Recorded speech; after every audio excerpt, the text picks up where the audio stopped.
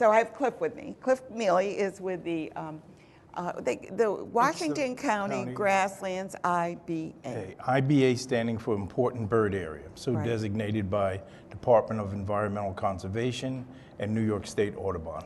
Are you finding pesticides are a problem still? No, I mean, there's still a problem, but nowhere near what it once was. What it once was, where the eggs would just not Right, even... wouldn't even, would break on contact. Yeah. But no, that's improved, and that's why there's such a huge surge in the population of bald eagles and other birds of prey. And I understand that these birds are, the quetzal is the only one that's the American quetzal is the one that's going down in population. Yeah, and I think it's because of loss of habitat. And the same thing. They said it was because of moths. They like a certain moth to eat. They like a certain moth, but they'll eat almost anything that flies. I mean, though they're a little bird, they're very ferocious. You had one on the show. We did have one on the show in the past, and I believe in the photographs that you'll show today, there'll be a kestrel. Well, let's take a look at the photos so that people will know what kind of birds we're talking about. Okay, there's the kestrel. Yep. And you can see he's a beautiful bird with his blue, orange, black, and white markings.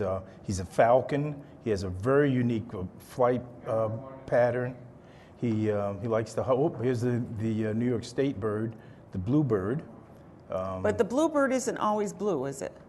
Well, the female tends to be a bit duskier. Yeah. And you'll find that in the bird world, right? The females aren't as brilliant, aren't as flashy as the guys. Because we need to protect the females. Yes. And the guys like to show off. The guys do like to show off.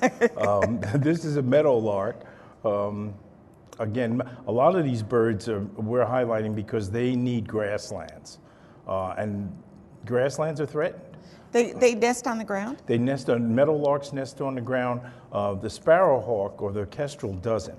This is a marsh hawk. They too like open land.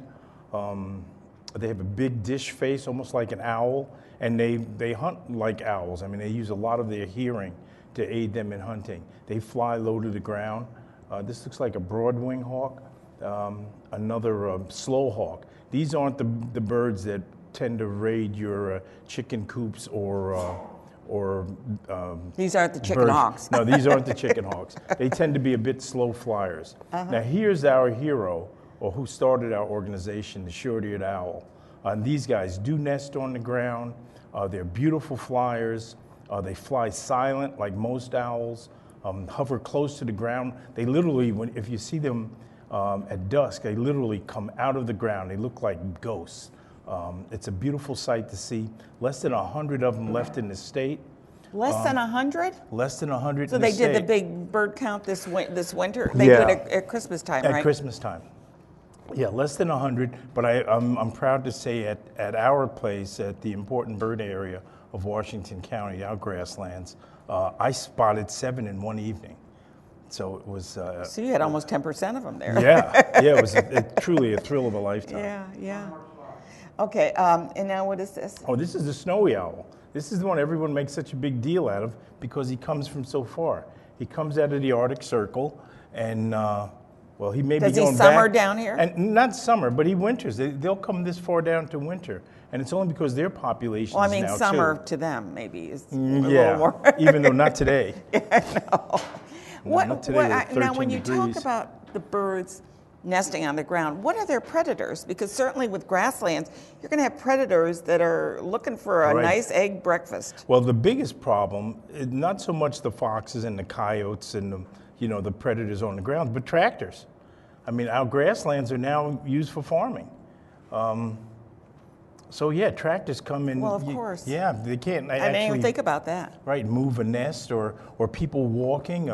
Cats are probably the biggest problem with any bird species. But cats are supposed to be kept inside. Are supposed to be kept inside. I like how you say that. Supposed to be. Too often they're not. Yeah. And they're like people. They kill just for the thrill of it. They don't kill because they're hungry. Yeah. Like you'd find with foxes and coyotes and most other wild They're eating it usually because they're hungry for food. Right. For food. Well, that's because we feed those cats inside. So why would they eat anything else? Well, you would think they wouldn't eat anything or have a need to kill because we do feed them. Yeah, but they tend. It's sort of like the cat and mouse thing, where they're moving. They just like to play. So I know that you're going to be having a big Raptor Fest coming up, but that's not in May. That is coming up in May. May 14th and 15th, and it's our Winter Raptor Fest. I know May? Are we going to be that cold? Yeah. Well, it has been. Now stop that. It has been that cold. At all of our past Winter Raptor Fest, my hats go off to the 2,000 people who have attended them, because it's always been horribly cold. But at the same time, one of the reasons we're moving to the Washington You're going to the Washington County Fairgrounds. Fairgrounds. It's because we've outgrown every place we've been. The people have just turned out in droves and droves. They say last year 2,000 people. And what do they do at the Raptor Fest? We have free flight demonstrations. We have this close. You can get this close to all sorts of birds of prey, eagles, hawks, and owls. We have most of our exhibitors are rehabilitators, so they'll give you lessons on what to do if should you come across an injured bird or any injured wildlife species. We give lessons and bird walks.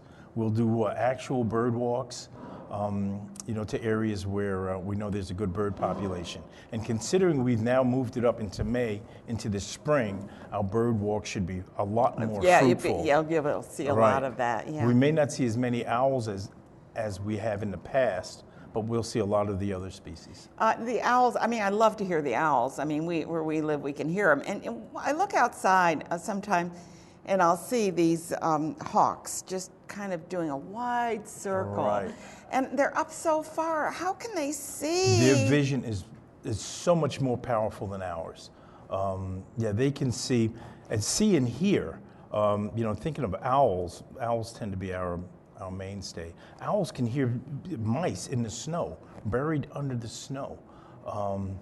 A barn owl, which is at one time very common species in New York, a barn owl can hear your heart beating in your chest, which I always think is phenomenal.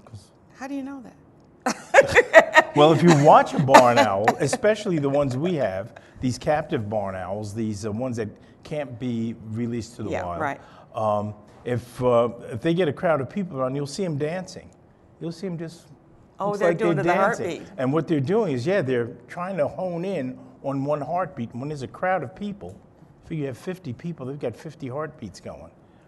Well, if you want to learn more about the Washington County important bird areas, these are the friends of it, and trying to help support it. And you've got funding, and you've been doing a lot. We're a 501(c)(3). Right. We opened a membership. We have a big membership drive going on right now. We have a bird walk coming up this Saturday. That'd be the 23rd? I believe it's the 23rd. Yeah. Okay. But everything's on our website, friendsoftheiba.org. Okay, well, check it out, and be sure to, if you got kids, get them involved in these Raptor Fests and take a closer look at the birds. It will certainly make them appreciate wildlife a little bit more, I hope. Yeah. And we thought maybe they'd bring an owl this morning. That's why they're on first, but it's just too cold for those birds. Thanks so much, Clifford. Thank Say you. hi to Lori. I will. Me. Good. Thank you. Good. Just stay for a second. And Judy Patrick and Mark Mahoney are going to join us next. We're going to be talking about the great forum that's coming up. The break is going to be the IBA. Oh, the IBA for breaks. Okay. One of the last of its kind. This is a unique 13,000-acre natural grassland in Washington County, New York. There were once many such grasslands in upstate New York. Today, this special place is one of the last. The 2,000-acre core of these grasslands lies within the towns of Fort Edward, Argyle, and Kingsbury, New York. Among the many creatures that live here are dozens of species of endangered, threatened, or at-risk grassland